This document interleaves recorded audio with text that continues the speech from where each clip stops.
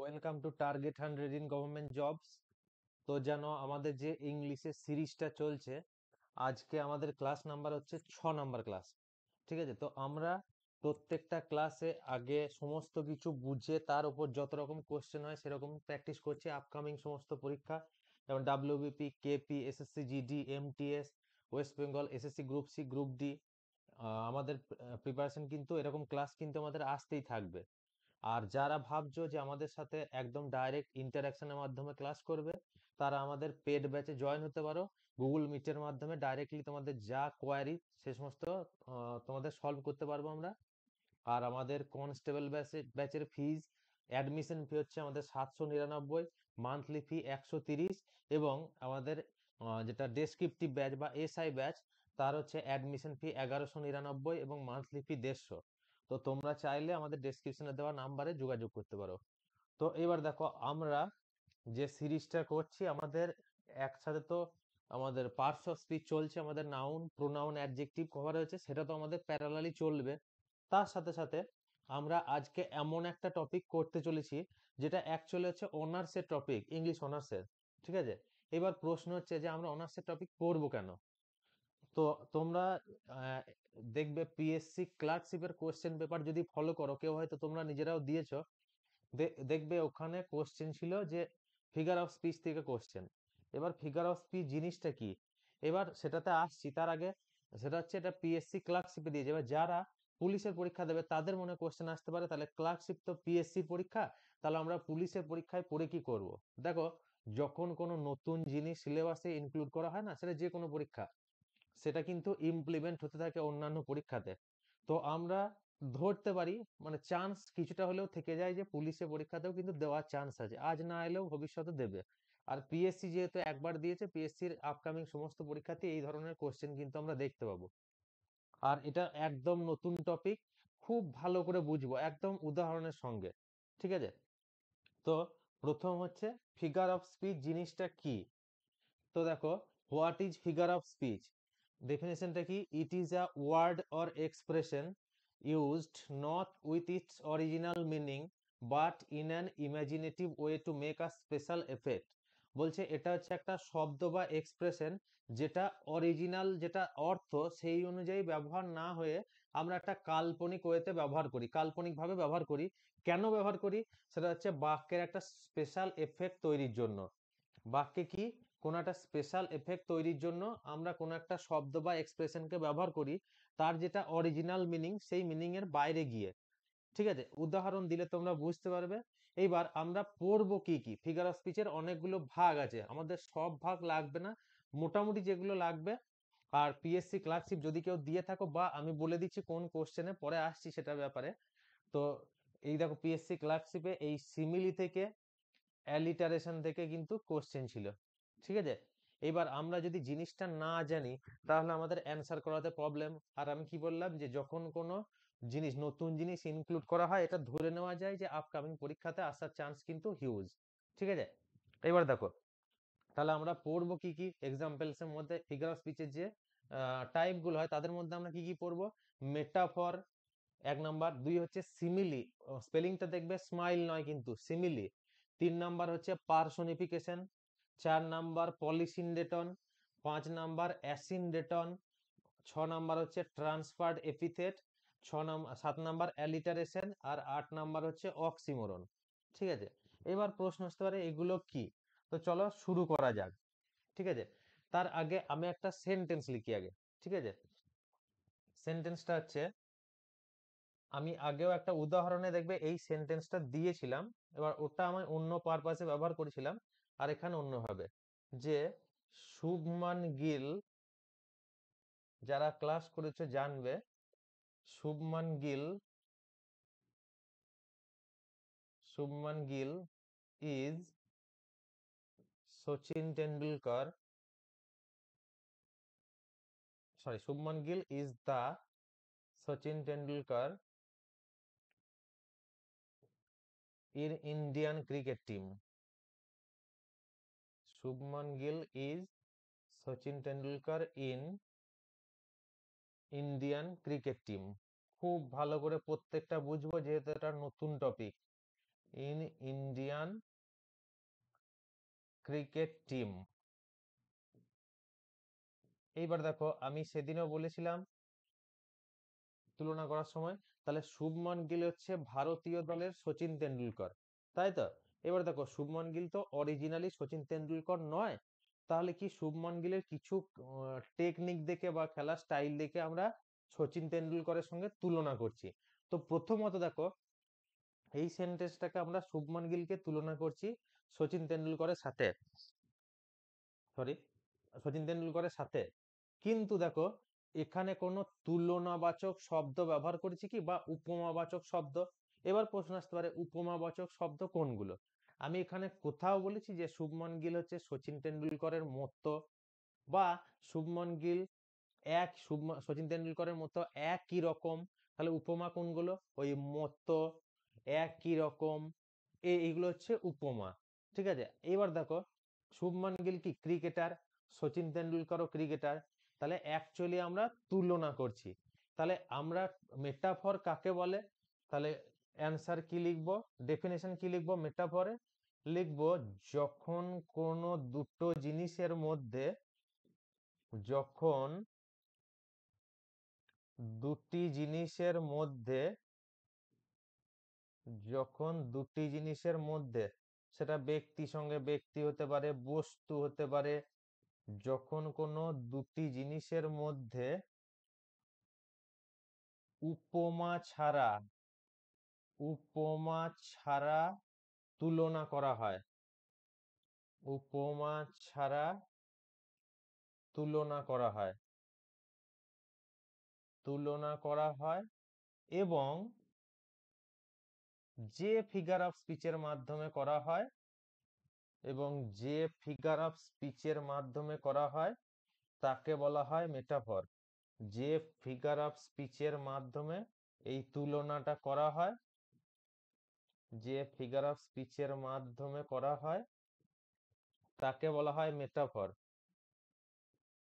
মাধ্যমে করা হয় তাকে বলা হয় মেটাফর, তাকে বলা হয় মেটাফর।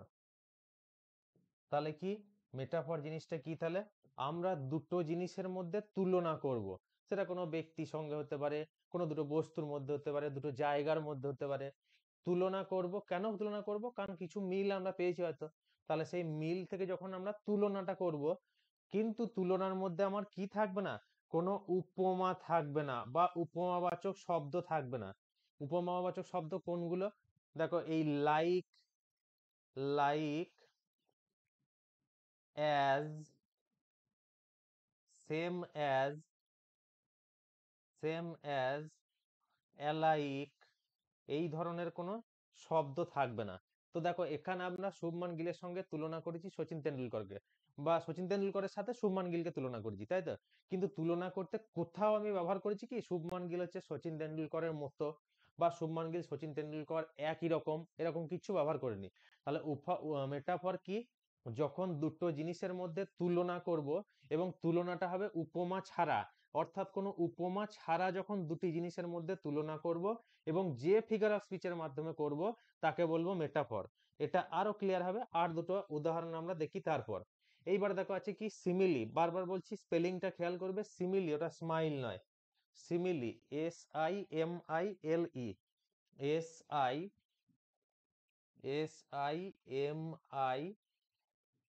SIMILE, simile. তাহলে আগে ডেফিনেশনটা লিখবো, লিখবো যখন কোনো দুটি জিনিসের মধ্যে, যখন কোনো দুটি জিনিসের মধ্যে, দুটি জিনিসের মধ্যে, এখানেও ব্যক্তি হতে পারে, বস্তু হতে পারে, যা কিছু হতে পারে, কোনো দুটি জিনিসের মধ্যে উপমা সহ তুলনা করব, উপমা সহ তুলনা করা হয়, উপমা সহ তুলনা করা হয়, এবং যে ফিগার অফ স্পিচের মাধ্যমে করা হয়, এবং যে ফিগার অফ স্পিচের মাধ্যমে করা হয় যে ফিগার অফ স্পিচের মাধ্যমে করা হয় তাকে বলা হয়, যে ফিগার অফ স্পিচের মাধ্যমে এই তুলনাটা করা হয় তাকে বলা হয় কি? Simile.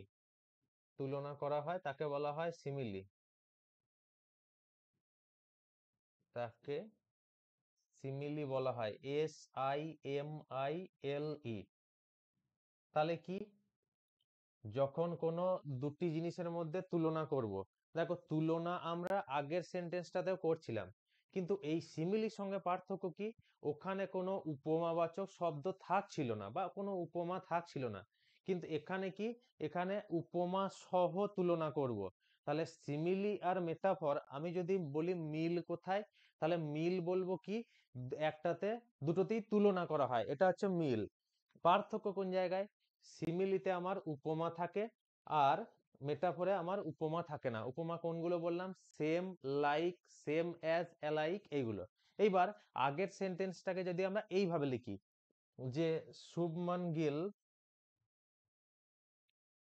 Shubman Gill is like,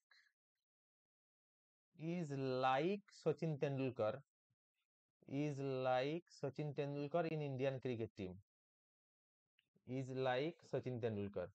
এইবার দেখো, ওখানে আমি কি বলছিলাম? শুভমান গিল হচ্ছে সচিন তেন্ডুলকর ভারতীয় দলে।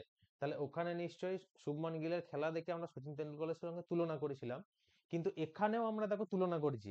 তাহলে এটা হচ্ছে সিমিলি আর মেটাফরের মিল, যে সিমিলিতেও আমি তুলনা করব, মেটাফরেও তুলনা করব। পার্থক্য কোন জায়গায়? ওখানে কোনো উপমা ছিল না, ওখানে কি ছিল? Shubman Gill is Sachin, the Sachin Tendulkar of Indian cricket team বা ইন ইন্ডিয়ান ক্রিকেট টিম। আর এখানে কি আছে? ইজ লাইক, মানে হচ্ছে শুভমান গিল সচিন তেন্ডুলকরের মতো। আর আগেরটাই কি বলেছিলাম? শুভমান গিল ভারতীয় দলের সচিন তেন্ডুলকর। আমি আগের ক্ষেত্রে বলেছিলাম কি, যখন দুটো তুলনা করি তখন প্রথম প্রপার নাউনটা কি হয়? সাবজেক্ট, দ্বিতীয় প্রপার নাউনটা টাইটেল। কিন্তু এখানে দেখো আমি মতো কথাটা উল্লেখ করেছি। তাহলে বারবার বলছি, ভালো করে শুনবে, এটা নতুন টপিক। তাহলে মেটাফর এবং সিমিলি দুটোতেই দুটো জিনিসের মাধ্যমে তুলনা করা হয়। এবার তুলনা, মিল হচ্ছে তাহলে তুলনা করাটা। আর পার্থক্যটা কোন জায়গায় তাহলে? পার্থক্য হচ্ছে একটাতে আমার উপমাবাচক শব্দ থাকবে, আর একটাতে উপমাবাচক শব্দ আমার থাকবে না। কোনটাতে থাকবে? সিমিলিতে থাকবে like, as, same as, alike. আর থাকবে না কোনটাতে? থাকবে না হচ্ছে আমার মেটাফরে। বা যদি মনে রাখতে অসুবিধা হয়, সেক্ষেত্রে আমরা একটা কি জিনিস নোট করব, যে কোনো বাক্যে যদি like, as, same as, alike এই সমস্ত শব্দ দেখি, সেটি সব সময় কিসের উদাহরণ হয়? সেটি হয় সিমিলির উদাহরণ। ডেফিনেশন তো অবশ্যই মনে রাখবো, যদি কারো মনে না থাকে তাহলে কি মনে রাখবো? যদি কোনো বাক্যে like, as, same as, alike এই সমস্ত শব্দ আমরা দেখতে পাই, তাহলে সেই বাক্যটি সবসময় কোন ফিগার অফ স্পিচের উদাহরণ হয়? সেটি হয় সিমিলির এক্সাম্পল। ক্লিয়ার? তাহলে এই গেল সিমিলি এবং মেটাফর। এবার আসি আমরা 3 নাম্বার কনসেপ্টে। 3 নাম্বার কনসেপ্ট আমাদের কি? 3 নাম্বারে কি ছিল? 3 নাম্বারে ছিল দেখো পার্সোনিফিকেশন।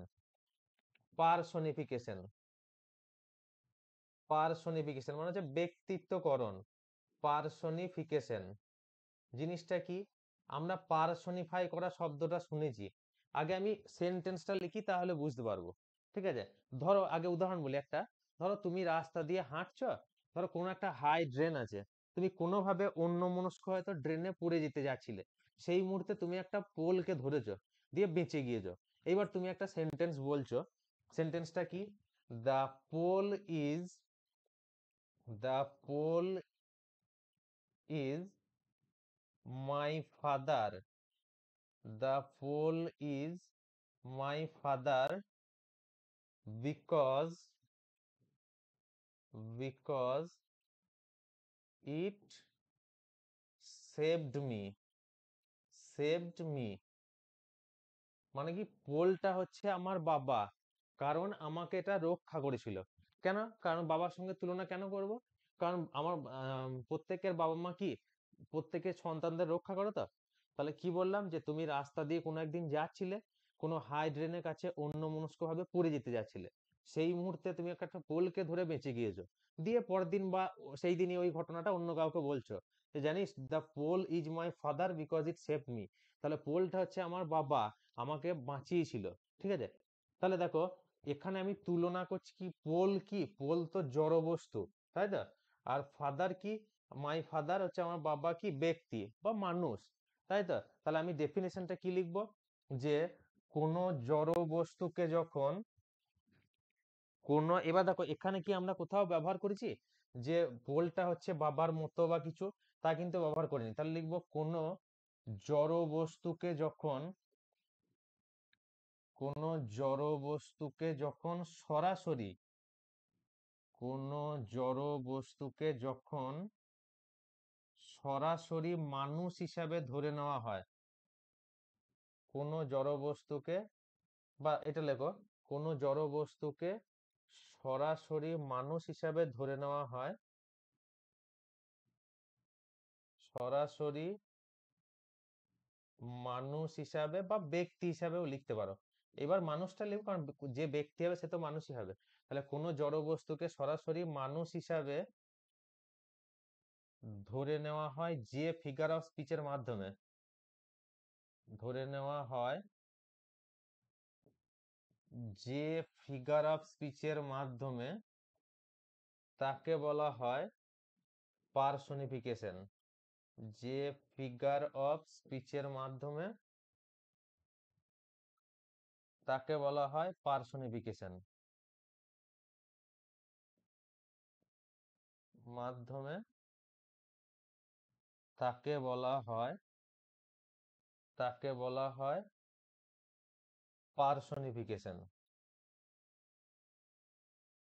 এইবার দেখো আমরা যদি তিনটে জিনিসকে কম্বাইন করি, দেখো এখানেও দেখো পোলটাকে অ্যাকচুয়ালি কিন্তু আমি তুলনাই করছি আমার বাবার সঙ্গে, ঠিক আছে?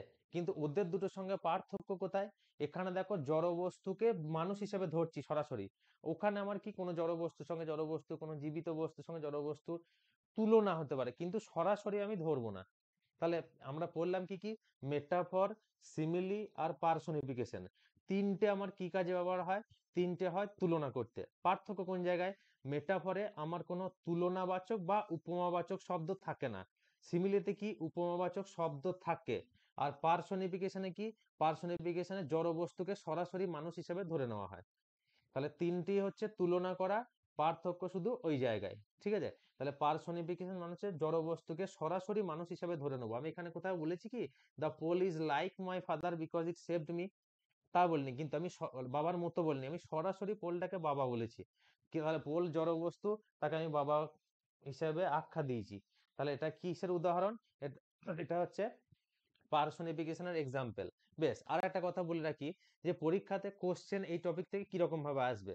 ধরো একটা সেন্টেন্স দিয়ে দিল, দিয়ে বললো যে এই সেন্টেন্সে কোন ফিগার অফ স্পিচ ব্যবহার করা হয়েছে, দিয়ে চারটা অপশন দিল। ক্লিয়ার? তাহলে সেন্টেন্স দেওয়ার পর চারটে অপশনে বলবে এখানে কোন ফিগার অফ স্পিচ ব্যবহার করা হয়েছে, সেটা তোমাদেরকে আইডেন্টিফাই করতে হবে, তার জন্য কি ডেফিনেশন জানতে হবে। এইবার দেখো, তাহলে আমাদের সিমিলি গেল, মেটাফর গেল, পার্সনিফিকেশন গেল। তার আগে আমাদের কি ছিল? তাহলে তারপরে, তারপরে আমাদের দেখো আছে কি না, পার্সনিফিকেশন গেল। বেশ, পলিসিনডেটন, পলিসিনডেটন। এবার এটা জানার আগে আমরা ওয়ার্ডটাকে আগে ভাঙবো, ঠিক আছে? ভালো করে তোমরাও নোট করবে, ঠিক আছে? পলিসিনডেটন, পলিসিনডেটন।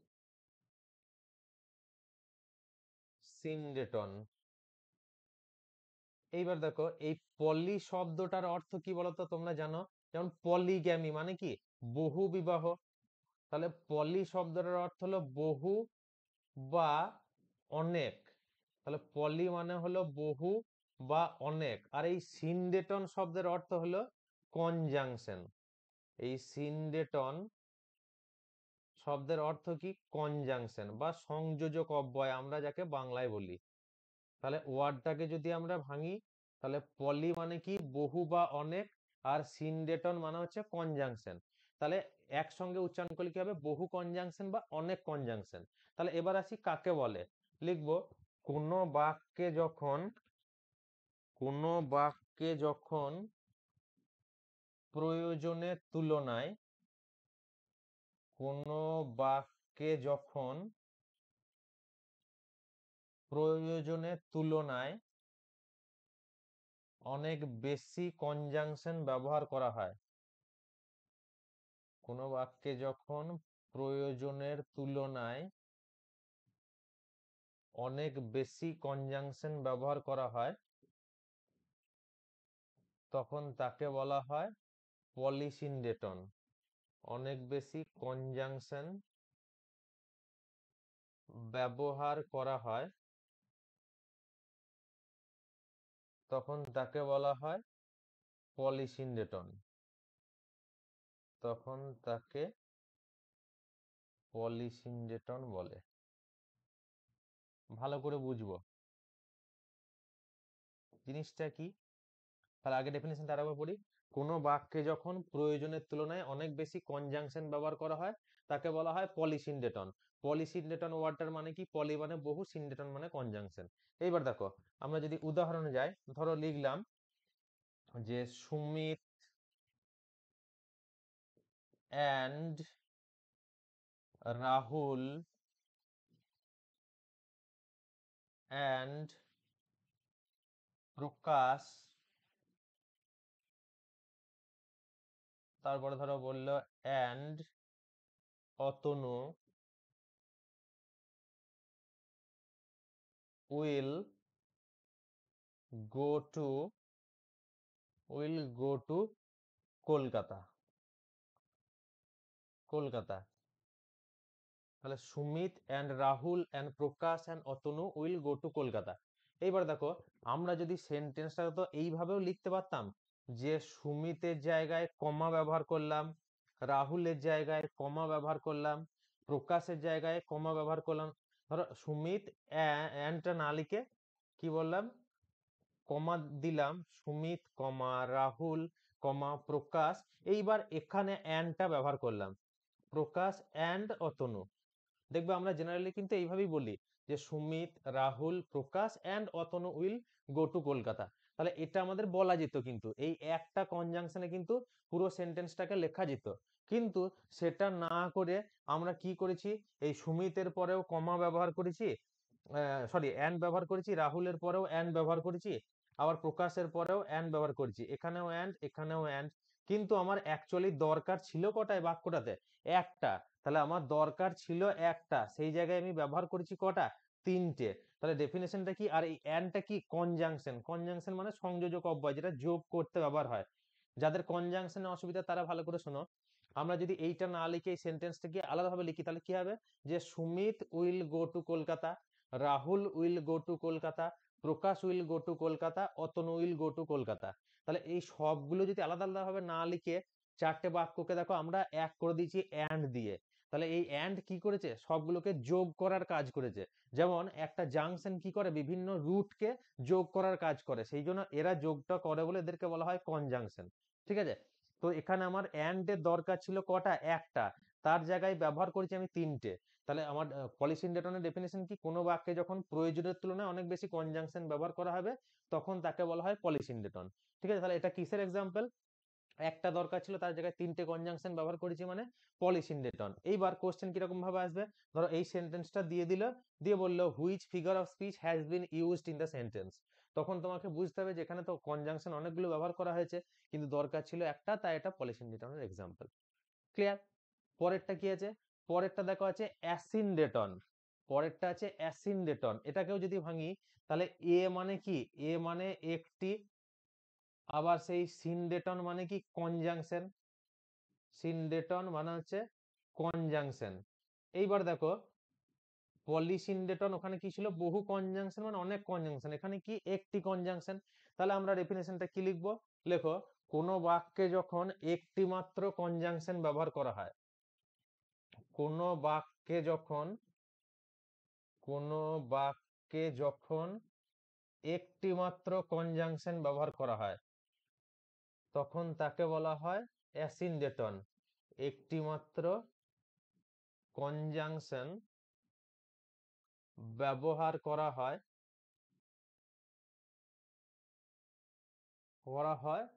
তখন তাকে বলা হয়, তখন তাকে বলা হয় অ্যাসিন্ডেটন, অ্যাসিন্ডেটন। এবার এক্সাম্পল আমরা কিভাবে লিখব, দেখো ওই আগের সেন্টেন্সটা আমরা খেয়াল করব। আগের সেন্টেন্সটা আমরা এই অ্যান্ডটা যোগ না করে আমরা কি রকম ভাবে করেছিলাম, এই অ্যান্ডটা তুলে তার জায়গায় কমা, রাহুলের পর অ্যান্ডটা তুলে তার জায়গায় কমা। এইবার দেখো এখানে আমরা কি ব্যবহার করেছিলাম, একটা কমা, এখানে একটা কমা, আর এখানে একটাই অ্যান্ড ব্যবহার করেছিলাম। তাহলে কি বললাম, কোনো বাক্যে যদি একটি মাত্র কনজাংশন থাকে, এখানে একটি কনজাংশন আছে, একটাই অ্যান্ড, তাহলে এটা কিসের এক্সাম্পল, এটা হচ্ছে অ্যাসিন্ডেটনের এক্সাম্পল। ঠিক আছে, এইবার এইভাবে মনে রাখবো এটা, যে পলিসিন্ডেটন মানে যেখানে বহু কনজাংশন থাকছে তার জায়গায় বিপরীতে কি একটা কনজাংশন। তাহলে আমি এইরকম করে মনে রাখবো যে পলিসিন্ডেটনের উল্টো কি, অ্যাসিন্ডেটন। ক্লিয়ার? তাহলে পলিসিন্ডেটন মানে অনেক কনজাংশন, প্রয়োজনের থেকে বেশি, আর অ্যাসিন্ডেটন মানে একটি মাত্র কনজাংশন। ক্লিয়ার? এইবার আসি পরেরটায়। পরেরটা কি আছে দেখো, পরের কি আছে না, পরের আমাদের আছে দেখো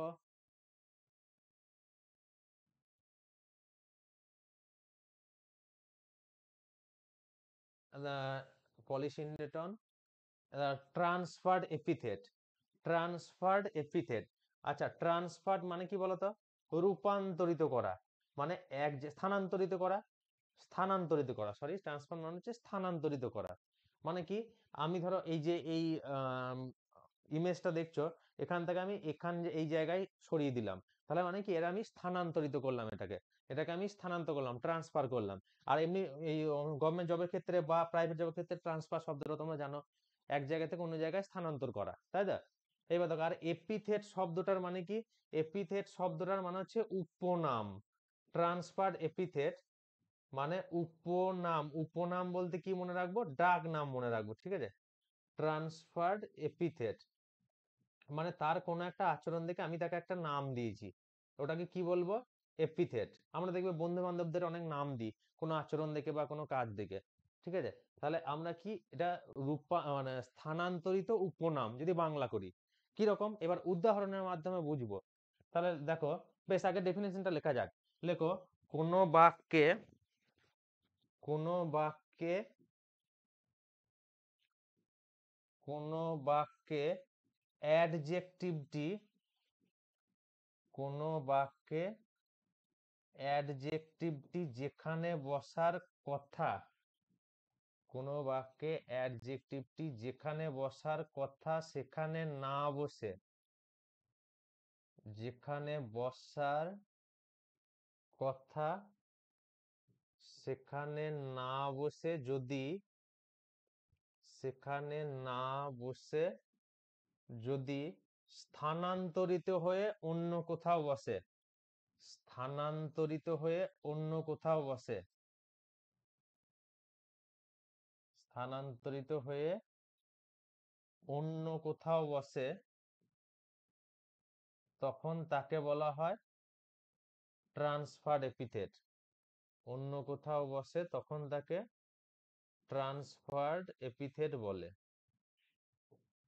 খুব ভালো করে বুঝবে এটাও, কারণ পিএসসি ক্লার্কশিপে যেগুলো এসেছে তার বাইরেও কিন্তু আসতে পারে, আমরা আগে থেকে তার জন্য প্রস্তুত হব। আসতে পারে মানে আসবে কনফার্ম। ঠিক আছে, তাহলে কোনো বাক্যে অ্যাডজেক্টিভটি যেখানে বসার কথা সেখানে না বসে যদি স্থানান্তরিত হয়ে অন্য কোথাও বসে, তখন তাকে বলা হয় ট্রান্সফার এপিথেট। এবার উদাহরণে যাই, তাহলে আমাদের ক্লিয়ার হবে। ধরো এইটা লিখলাম যে হি পাস্ট, পাস্ট মানে অতিবাহিত করেছিল। ঠিক আছে, হি পাস্ট আ স্লিপলেস নাইট, হি পাস্ট আ স্লিপলেস নাইট। এইবার দেখো ভালো করে, তাহলে এখানে প্রথমত আমাদের চিহ্নিত করতে হবে কি, অ্যাডজেক্টিভ, কারণ আমাদের ট্রান্সফার এপিথেট কার সঙ্গে যুক্ত, অ্যাডজেক্টিভের সঙ্গে। তো অ্যাডজেক্টিভে কাকে বলে বলতো, আমি বলেছিলাম যে নাউনের আগে প্রিপজিশন, কনজাংশন, ইন্টারজেকশন আর দা বাদ দিয়ে যেটা বসে সেটা হচ্ছে অ্যাডজেক্টিভ। তো নাইট এখানে নাউন, নাইটের আগে বসেছে স্লিভলেস, তো এটা হচ্ছে অ্যাডজেক্টিভ। তাহলে নিশ্চয়ই ট্রান্সফার এপিথেটে বলা কি আছে, যে অ্যাডজেক্টিভটা স্থানান্তরিত অন্য কোথাও বসে, তাহলে নিশ্চয়ই এর অন্য কোথাও বসার কথা ছিল। এবার দেখো, যদি বাংলা করি, তাহলে সে একটি ঘুমহীন রাত কাটিয়েছিল। তাহলে ঘুমহীনটা কে ছিল, রাতটা ছিল না সে ছিল? অবশ্যই রাতটা নয়, সে ঘুমহীন ছিল। তাহলে হিসাব মতো আমাদের স্লিপলেস কথাটা কার আগে বসার কথা ছিল? তাহলে ঘুমহীন সে একটি রাত কাটিয়েছিল, তাই বলা উচিত ছিল তো।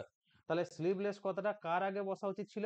এই হি এর আগে, বা কোনো রাম ধরো এখানে দিয়েছে, রাম পাস্ট স্লিপলেস নাই, তাহলে স্লিপলেসটা বসার কথা ছিল ওখানে, মানে এই জায়গায়। কিন্তু আমি তার জায়গায় বসিয়েছি নাইটের আগে। কেন?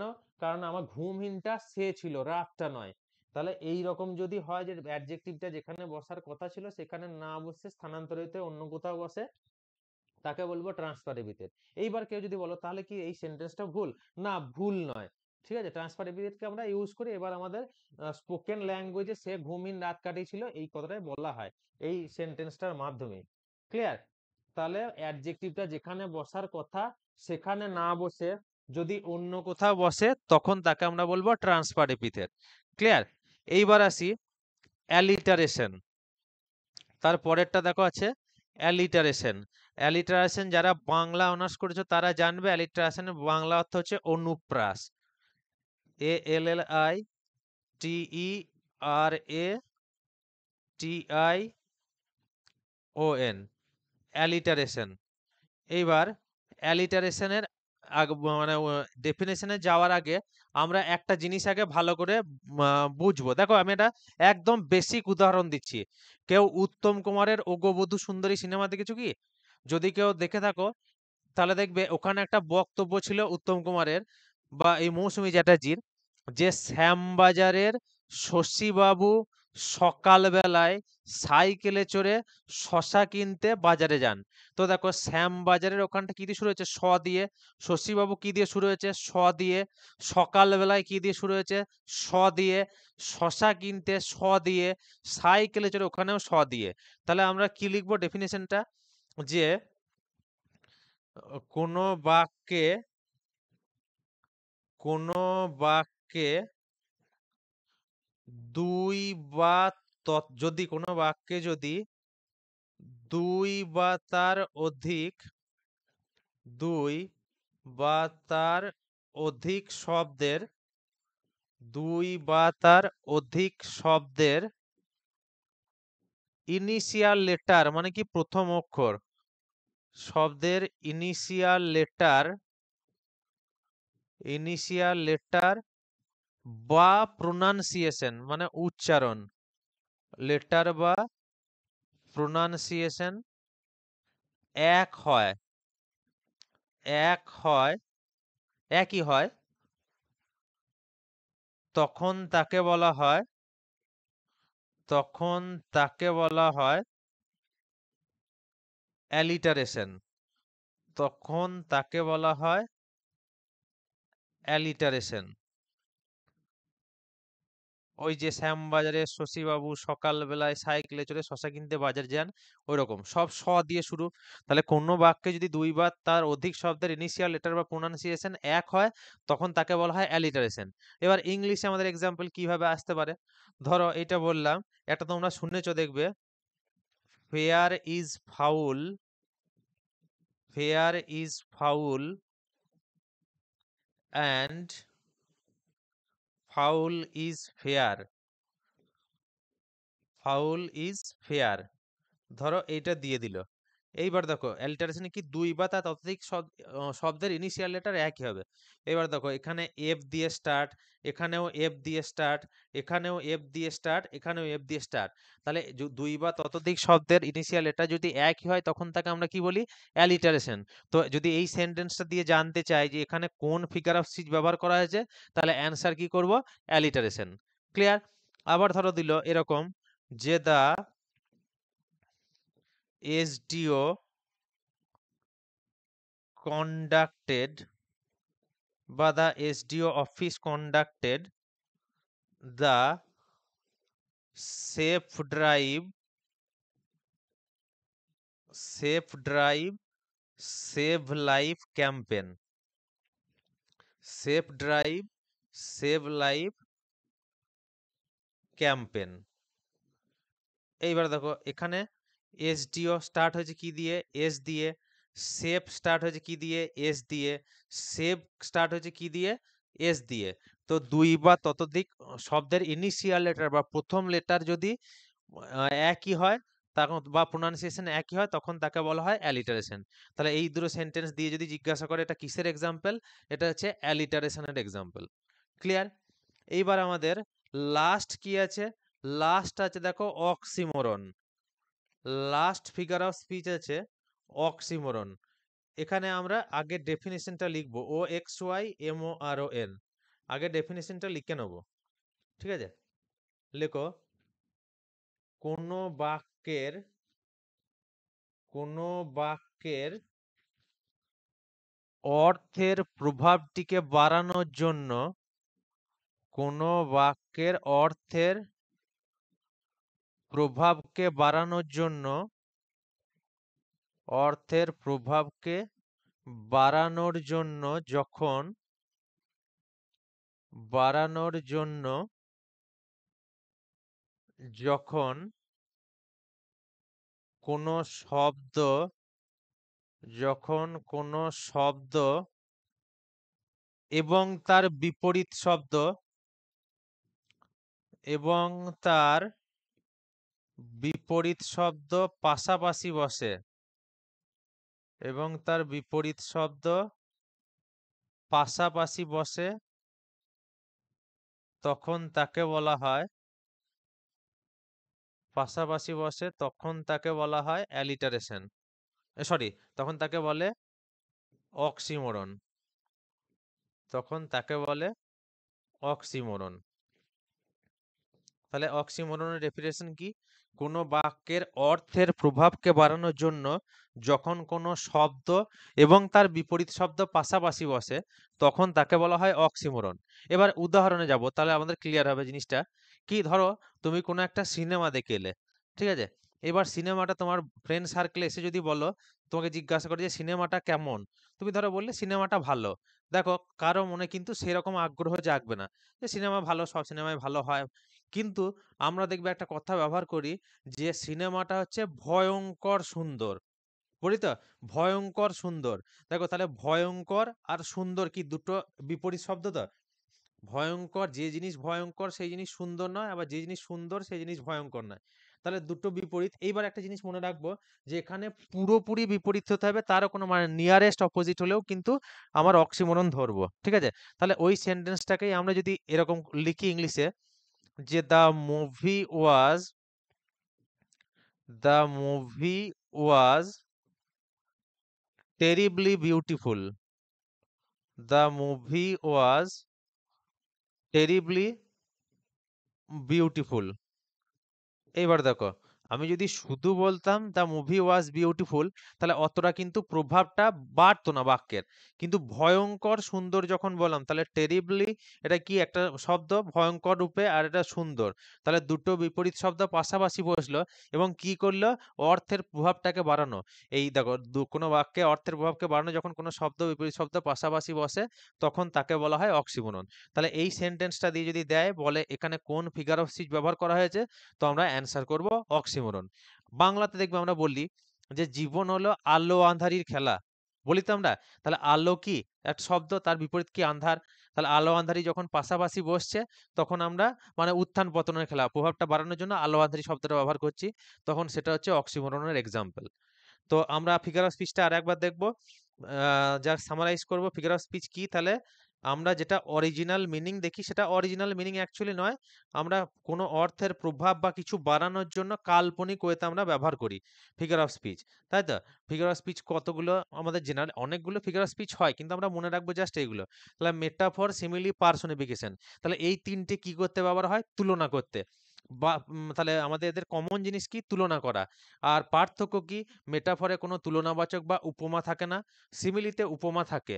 আর পার্সনিফিকেশনে কি, কোনো জড় বস্তুকে সরাসরি মানুষ হিসেবে আমরা ধরে নিই।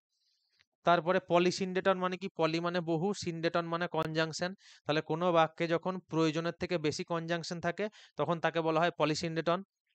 অ্যাসিন্ডেটন কি, কোনো বাক্যে যখন একটি মাত্র কনজাংশন থাকে তখন তাকে বলে অ্যাসিন্ডেটন। ট্রান্সফার এপিথেট কি, কোনো বাক্যে অ্যাডজেক্টিভটি যেখানে বসার কথা ছিল সেখানে না বসে স্থানান্তরিত হয়ে অন্য কোথাও বসে তখন তাকে বলা হয় ট্রান্সফার এপিথেট। অ্যালিটারেশন কি, কোনো বাক্যে যখন দুই বা তার বেশি শব্দের ইনিশিয়াল লেটার বা প্রথম অক্ষর একই হয় তখন তাকে বলা হয় অ্যালিটারেশন। অক্সিমোরন কি?